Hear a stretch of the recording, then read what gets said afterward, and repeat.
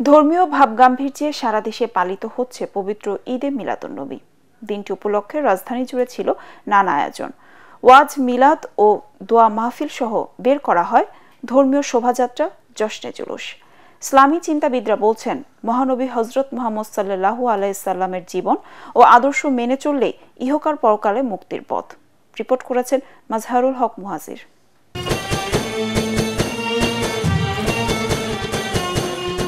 অন্ধকার আরবে এক আলোর দিশারি হয়ে পৃথিবীতে আজ থেকে 1400 বছর আগে 12ই রবিউল আউয়াল আগমন ঘটে এক মহামানবের, যিনি ইসলামের মহানবী, যাকে সৃষ্টি না করলে সৃষ্টি হতো না এই ধরনী।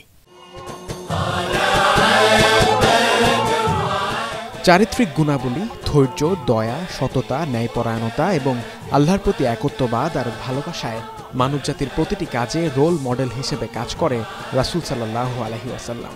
তাই তো সৃষ্টি জগতের মধ্যে তার আগমনকে বুঝতে হলে বুঝতে হবে তার সম্মান, তার মর্যাদা।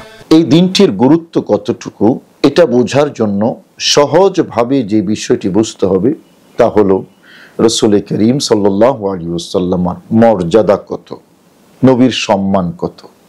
আর এই বিষয়টি নিয়েই তো আল্লাহ পাক রব্বুল আলামিন বলেছেন, ওয়ারাফা'না লাকা যিকরাক, ইয়া রাসূলুল্লাহ, আমি আপনার মর্যাদাকে সমুন্নত করেছি। এদিকে ঈদে মিলাদুন্নবী উপলক্ষে প্রতি বছরের ন্যায় এবছরও রাজধানী জুড়ে ছিল নানা আয়োজন। মিরপুর, মোহাম্মদপুর, মতিঝিল, পুরান ঢাকা সহ বিভিন্ন এলাকা থেকে বের হয় জশ্নে জুলুস বা আনন্দ র্যালি।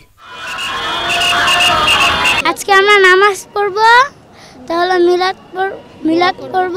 এই দিনে আল্লাহ রাসূল জাহুর হয়েছিলেন, এর জন্য সেটার আনন্দ উদযাপন করার জন্য, জাশন মানানোর জন্য আমরা এখানে এসেছি। আমরা যতদিন বেঁচে থাকবো, এটা আমরা আশিক রাসূলের মনোভাব যে আমরা সারা জীবন এটা পালন করে থাকবো ইনশাআল্লাহ। 1400 বছর পূর্বে আজ 12 রবিউল আউয়াল আমাদের মাঝে রহমত স্বরূপ একজন জারিয়াকে পাঠিয়েছেন।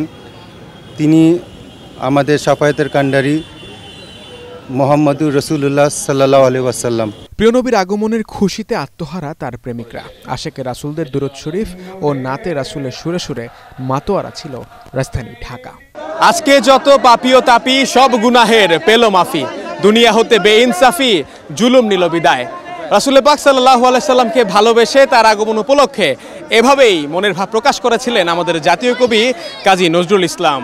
তাই তো রাজধানী জুড়ে ঈদে মিলাদুন্নবী উপলক্ষে নানান সব আয়োজন লক্ষ্য করা যায়। তবে বিজ্ঞ আলেমরা বলছেন, শুধু 12ই রবিউল আউয়াল নয়, প্রিয় নবীজিকে ভালোবেসে তার আদর্শকে অনুসরণ করা হোক সবসময়। মাজহারুল হক মুহাজির, ATN বাংলা, ঢাকা।